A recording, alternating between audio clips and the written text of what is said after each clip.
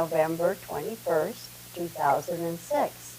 This is the Veterans History Project of the Library of Congress of the United States in partnership with the Historical Society of Laguna Woods Village, Laguna Woods, California.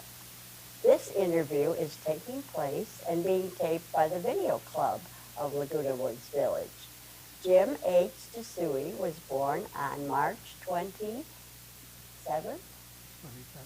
1925, and he served in the United States Army. He's being interviewed by me, Carly Lutzo. Well, good morning, Jim. It's very nice of you to come here today. Tell us your full name. My full name is James Tsutsui. And where were you born? I was born in Los Angeles in the area known as Uptown. And had your family lived there very long? My father moved to LA when he was a young man, and he decided to raise his family there in LA. I come from a family of 7, and we were all born in LA, raised in LA, and went to school in LA. Did you go to high school in LA too? Yes, I did. I was attending John H. Francis Polytechnic High School at the outbreak of war. And then what happened? Well, when the war broke out in February of 1942, an executive order number 9066 was issued that excluded all persons of Japanese ancestry from the West Coast. Consequently, in April of 42, we entered a assembly center at what is now the Santa Anita racetrack. We were there a couple of months, and then we were sent to more permanent quarters in Jerome Relocation Center near McGee, Arkansas. It was at Jerome that I finished my high school education. I graduated from high school in February of 44. The day after graduation found me on a train headed for Grand Island, Nebraska, where I was supposed to work in a wholesale grocery warehouse. But when I got there, I didn't have a job, and consequently, I ended up working for a turkey rancher, a wonderful gentleman named Grant Elman, who was raising 10,000 turkeys for the armed forces. In April of 44, I received my notice to report for pre-induction physical, and I reported to Omaha, Nebraska, where I had my physical, and I passed with 1A. At the time of the physical, they asked me what branch of service that I preferred, and I said, well, I'd like to join the Marines. And the interviewer said, well, you're Japanese, aren't you? And I said, yes, sir. He says, don't you know the Marines are fighting nobody but the Japanese? I said, that's okay with me. As a matter of fact, I think I might be of little help, being that I understand and speak a little Japanese. And he said, well, I admire your spirit. And he stamped my papers with a stamp that said classified service. That meant that I was eligible for just certain areas of the armed forces. But that's because you were Japanese. Yes. But you were an American through and through. Definitely. Definitely, yeah. And I was born American, raised American, and I am an American. And when I got my 1A and I went back to work, my employer tried to get a occupational deferment, being that all the turkeys were being raised for the armed forces. But my draft board was in LA, and naturally they said no. And when I found that out, I told Mr. Fellman, I'd like to go back to camp and be with my family until they call me into the service. He agreed that I should. So I returned to Jerome Relocation Center only to find that it was being closed and the people in Jerome were being dispersed to 9 other relocation centers. I was finally able to re-enter the camp, and our family ended up in Gila, Arizona. After a couple of months in Gila, the family decided to relocate to Seabrook Farms in Deerfield, New Jersey. We moved there, and I was on the job just about 2 weeks when my orders came to report to active duty.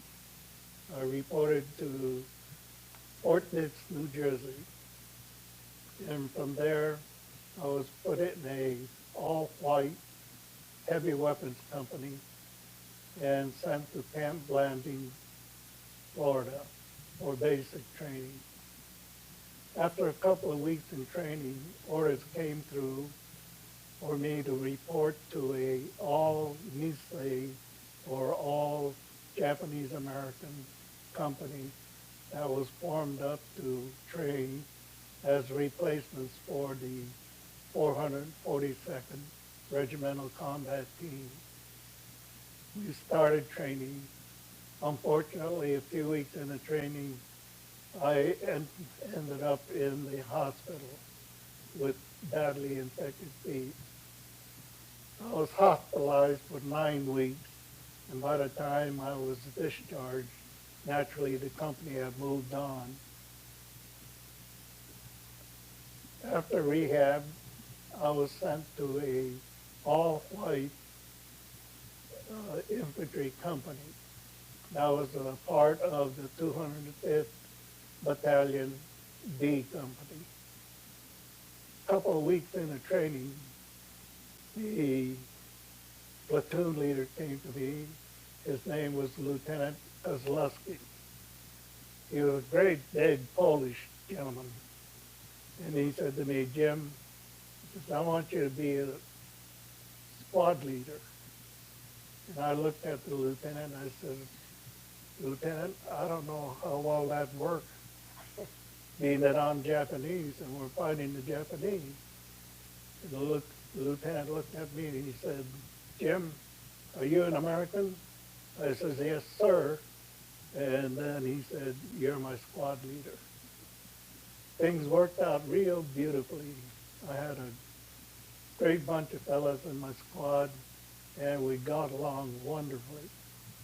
As a matter of fact, when we entered battle training, the non-coms were pulled out of the company to work as cadre on the various training stations. And when the non-coms were pulled, we acting jacks, the squad leaders, took over the company. And the company commander put me in charge of the company so that I was taking morning roll call and moving the company out to the various stations. Just about a week before we graduated, the company graduated from basic training, orders came for me to report to Camp Ritchie, Maryland, which was a military intelligence training center. There, I reported to an outfit called MITU. And MITU stood for Mobile Intelligence Training Unit. There we studied and used captured Japanese infantry weapons.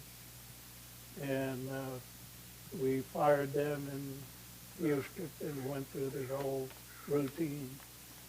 It was to be our job to teach or familiarize redeploying troops from the European theater, moving to the Pacific theater, on how to possibly use Japanese weapons if the occasion ever came up.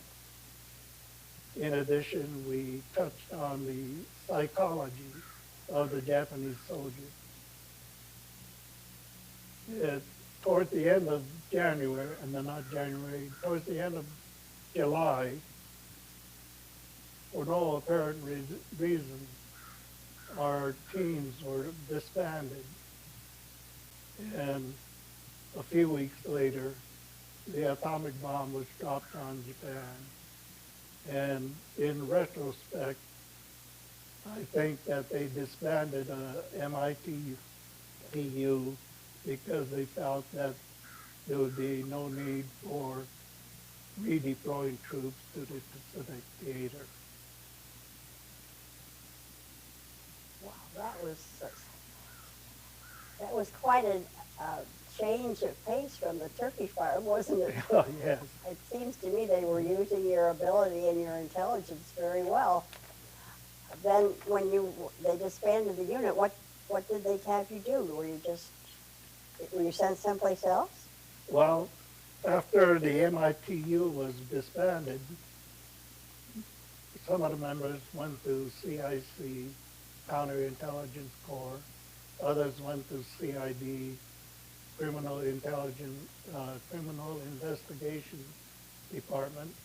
And the rest of us were sent to Fort Snelling, Minnesota, to attend the Military Intelligence Service Language School, where we studied Japanese.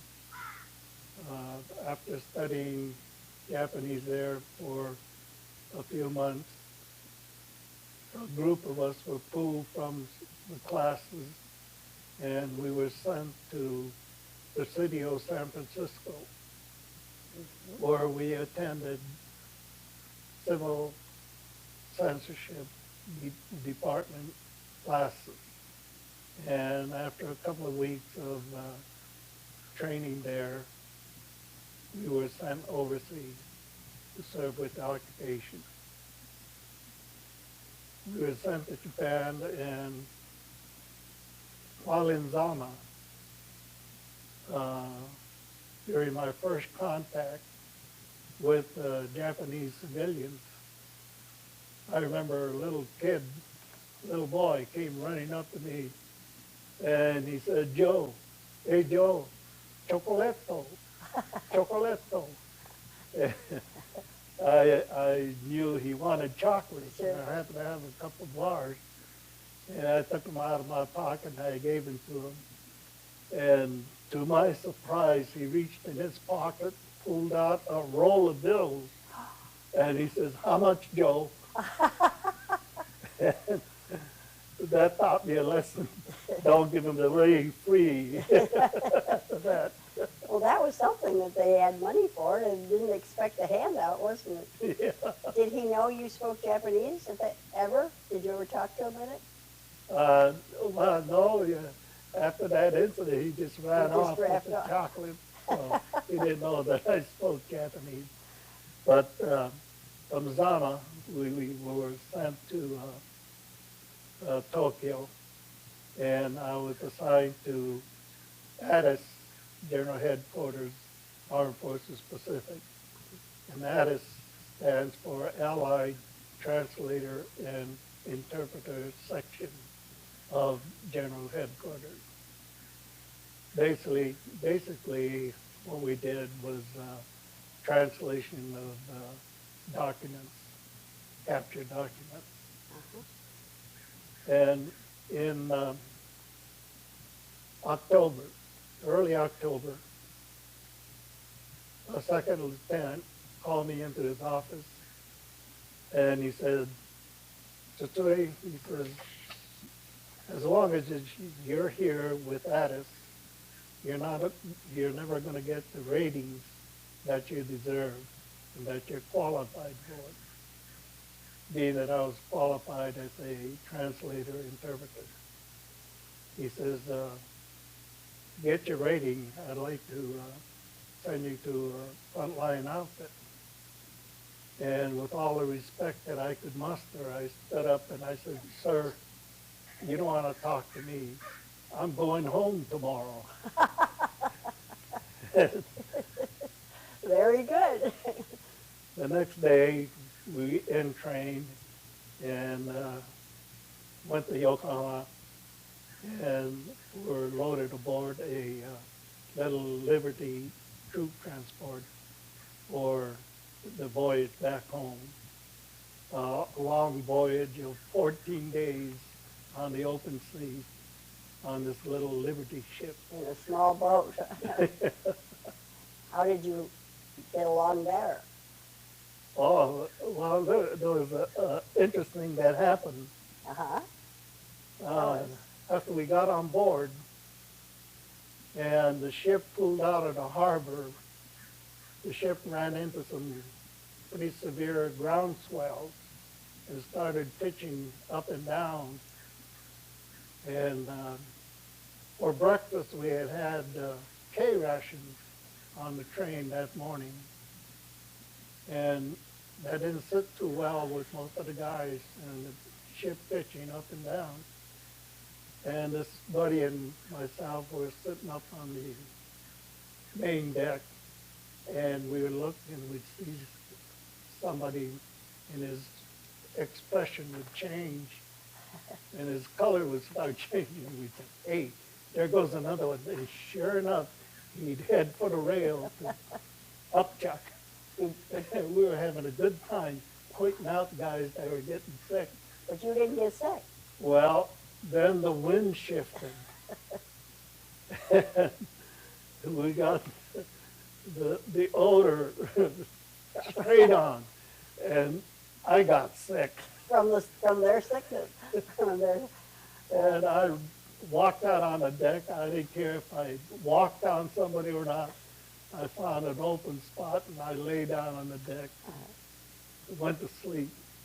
By the time I got up, I was all sunburned. I had on aviator goggles, and I was all sunburned except for the imprint of the goggles around my eyes. But that taught me never make fun of somebody that's That's freezing. right. You may be next. So after 14 days, you got back, huh? Yeah, we got off the ship and reported to Fort Lawton, Washington, and that's where I got my discharge on the 26th of October, 1946. And immediately after getting discharged, I signed up for 3 years with the enlisted reserves, and I got my discharge from the reserves in 1949, just in time to miss the Korean conflict. Uh-huh. And so I guess I was pretty lucky. I missed all the terrible combat that was going on all over. That's right. What did you have what rank did you have when you left, when you were discharged? I was discharged with the rank of PFC after graduating from 3 different intelligence schools. Which was why the officer wanted to give you make sure you got a higher rank. You deserved it. Well, that's the reason that a lieutenant in Tokyo suggested I transfer to another outfit. But you were just ready to get out, right? Yes, Indeed. yes I was. What did you do after you got out of service? Well, you were in the reserves, but that was beside. Well, that was in active reserves. And when I got out, my wife was working in New York, and so I went to New York to join her, and we stayed there in New York for about a month and a half. But the pace in New York was a little too fast for me after being raised in L.A. And I longed for the familiar scene of L.A. So we moved back to L.A. and started our family there in Los Angeles. And we were living in L.A. until 1960 when we moved to Orange County, and we lived in Santa Ana, California, and we lived there for 40 years until we sold our home there and we moved to Laguna Woods Village. Did you go back to school at all, or did you go to work after you came out? Well, when we returned to LA, jobs were a little hard to find. But I had a friend who was a gardener, and he wanted to quit gardening, so he offered me his route and equipment. And so I bought the his equipment and route, and I started gardening, being that I was already married. And I was in the gardening business for 20 years. Did you have you didn't just work for the gardening business, you owned it, right? Yes, well, it was a private little Company? business of my own. And I had a friend doing the same type of work out in Orange County, and when I found out that he was making 50% more than I was in LA, that's what prompted me to move to Orange County. Yes. And I made the move to Orange County by getting a job referral from him in Orange County. He gave me a referral for one job, and I would drive from Los Angeles to Corona del Mar to do one little job. And I slowly built up the business until I had 3 days of work in Orange County, at which point we decided to make the move to Orange County. I bet you aren't sad that you did that. And in 1966, I went into the restaurant business. I went to work for a great guy named Bob Kawashima, who owned the Miyako restaurant. And he was opening a new restaurant in Orange, California. And so I went in for a job interview at the suggestion of a friend of mine who worked in the bank. And Bob and I hit it off real well.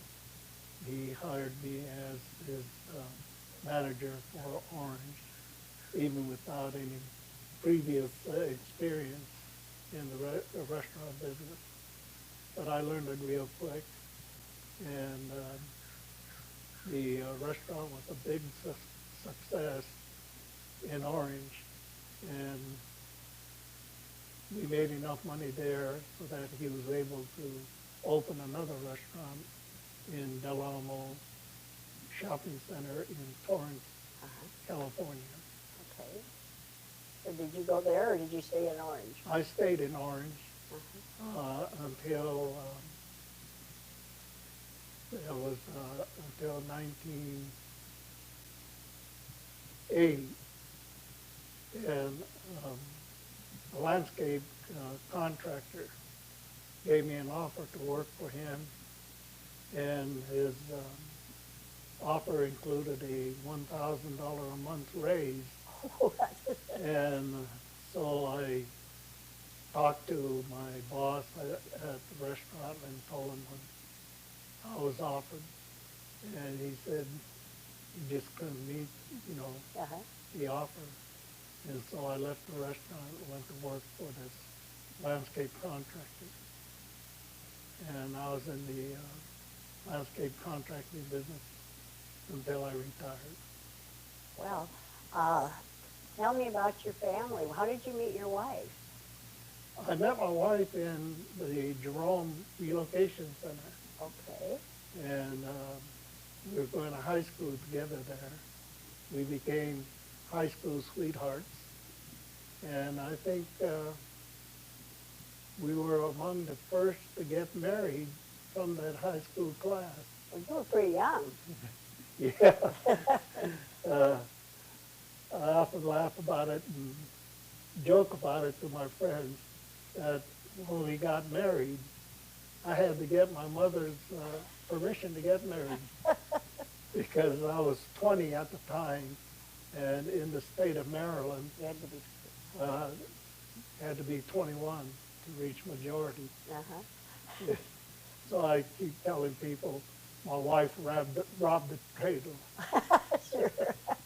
But she was about the same age too. And then you went off to your Army service. What did your wife do? Did she say? She worked as various, she worked in New York before that. She worked in Grand Island for a little while, Chicago for a little while before she went to New York. And then when we got together and moved back to Los Angeles. We have a family of 3 children. I have 2 wonderful boys and a wonderful daughter. I have 4 grandchildren. My oldest grandchild is 23, and he's attending Fullerton State College. And his sister is 17. She is attending UCI now. They are the children of my oldest son, Jim Jr. My son Bill has 2 children, a daughter, Marcy, who is 14, and a grandson named Brandon, who is 9. Those are my 4 grandchildren. My daughter was married at one time, but it didn't work out, and she has been single since. Do any of your children and grandchildren live still in California, or are they? Oh yeah, fortunately we all live pretty close to each other. Isn't that nice? Matter of fact, my oldest son, Jim Jr., lives right on the border of Laguna Woods village. Uh-huh. His back wall is against the wall Oh, how of about Laguna that? Woods village. Elisa Viejo? Yeah. Uh-huh. Wasn't Real that? handy. I could probably walk to his place. Oh, isn't that easy. nice? My number 2 son lives in Temecula, Okay. California. That's still close by. Yeah, and my daughter, who is a court reporter, lives in Los Angeles. So we always get together for the holidays. So you're looking forward to Thanksgiving then? Oh, yes, we do. That's wonderful. You have a problem with your sight. When did that begin? Well, I had cataract surgery on the 1st of June, 2005, last year. And unfortunately, complications set in. I had a hemorrhaging retina.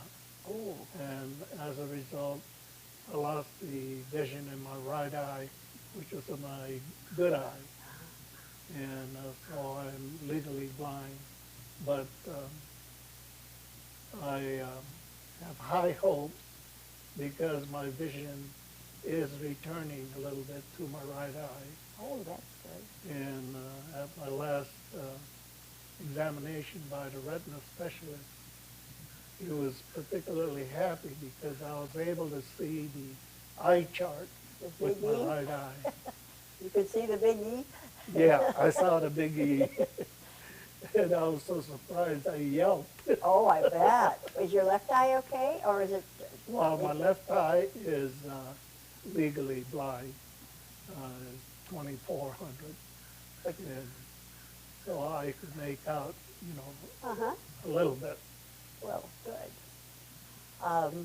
It's a good thing you're all settled in a nice place to live with your family around it. And Oh, we love it here in Laguna Woods Village. did you join any service organizations?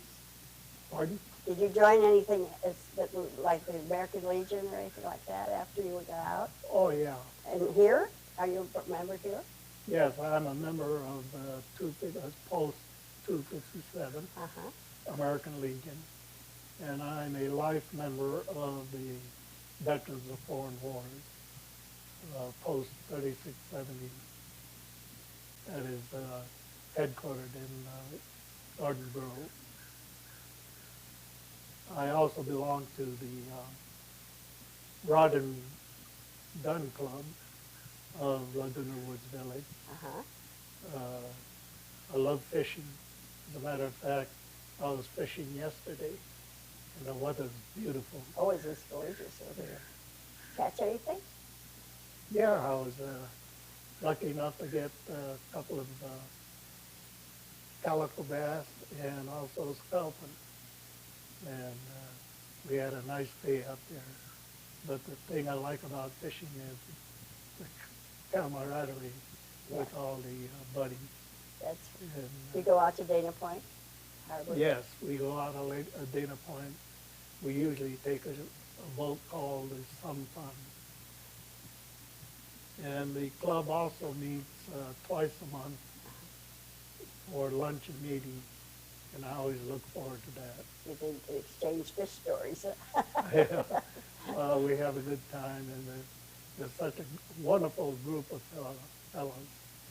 They really take good care of me. Oh, that's good. Yeah. When you're fishing, can you see enough to Oh, yeah. enjoy Well, once we get on board, I'm on my own. Uh-huh. I bait my hook, I go get my bait, fight my fish, bring it into the boat, and I try not to get in the way of others. I'm sure. Well, that's pretty good. Well, sounds like you have had a very, very interesting life, and it continues to be very good. Yes, I've had a very nice life. We've been blessed with wonderful kids and grandkids, and life has been pretty good to me. And although I lost my sight, I didn't let it get me down. And I vowed to hang in there, and that's what I've done. Well, good for you. Well, you've had experiences where you needed to adjust all along sometimes. How did your family feel at all about going to that camp for Japanese Americans back at the beginning of the war? I felt real sorry for my dad.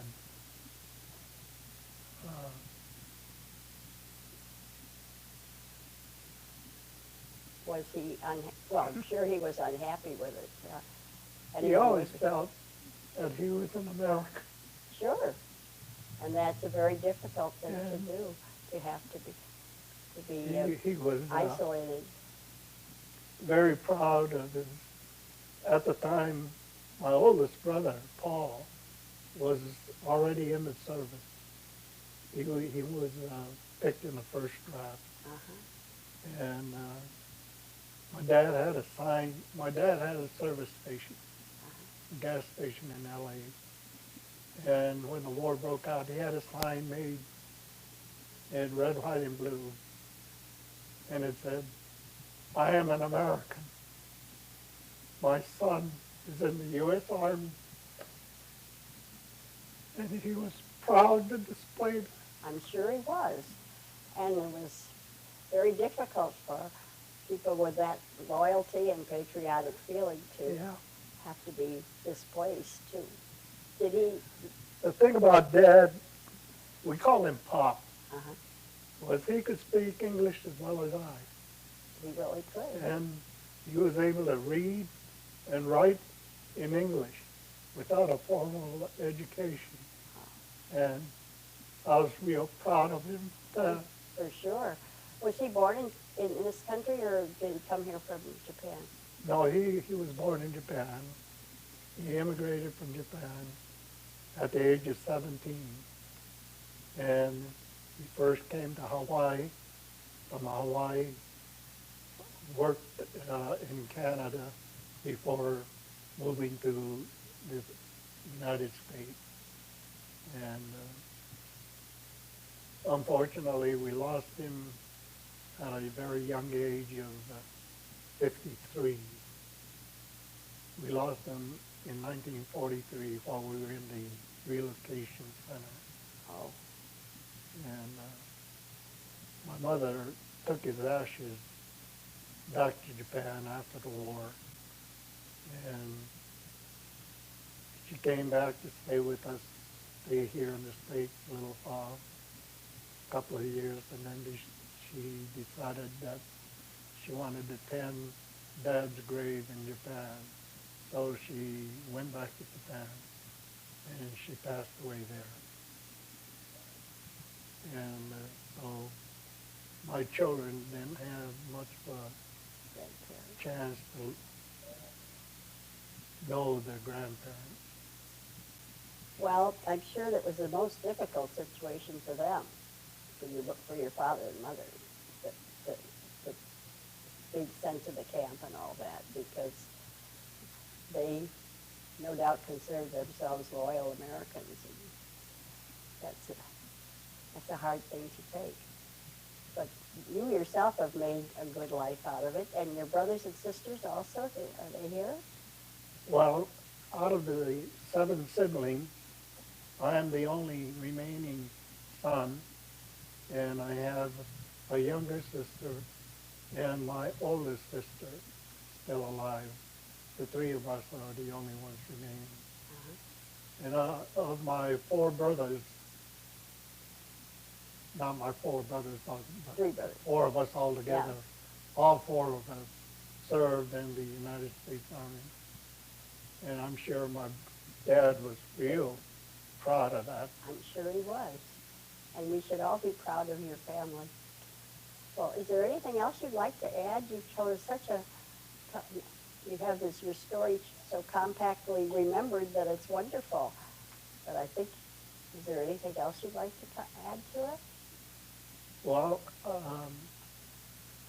I know that our move here to Laguna Woods Village, it was called Leisure World at the time. That's right. Was one of the best moves I've ever made. And we love it here. It's just wonderful. Guys in the club, my friends that I've made, our neighbors are all so wonderful. And we just love it here in Laguna Woods Village. And we have everything here. And so you couldn't ask for anything more. I certainly agree with you. Well, thank you very much, Jim. Well, thank you for having me.